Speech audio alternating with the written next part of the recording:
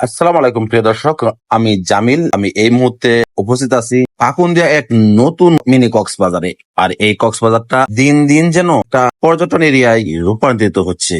আপনারা যারা যারা এই কক্সবাজারটা চিনেন তারা অবশ্যই কমেন্টস করবেন, আর যারা চিনেন না তারা কমেন্টস পড়ে জেনে যাবেন এর ঠিকানা। আসলে খুবই চমৎকার সুন্দর একটা নদী বাঁধ হয়েছে, যেখানে দিন দিন পর্যটকদের ভিড় জমে উঠেছে। পর্যটকদের আনাগোনায় এটা যেন হয়ে উঠেছে আরো একটা মিনি কক্সবাজার। পাকুন্দিয়াবাসী নতুন পর্যটন এরিয়া পেল। আমরা পাকুন্দিয়াবাসী গর্বিত যে আমরা একটা সুন্দর একটা স্পট পেলাম। বলতে দিতে নেই, কিছুদিন আগেও নদীর ভাঙনের কারণে মানুষ এই এলাকায় রাতের ঘুমালে সকাল বেলায় বাড়ি থাকবে কিনা সন্দেহ ছিল। এই বাঁধের পরে এক স্বস্তির নিঃশ্বাস ফেলতে পারলো তারা। ব্রহ্মপুত্র নদীর একে বেঁকে পথ চলা, পাখিদের কিচিরি মিচিরি শব্দ আর পর্যটকদের পদাদলিতে মুখরিত হয়ে উঠেছে এই ব্রহ্মপুত্র নদী চরটেকি এরিয়াটা।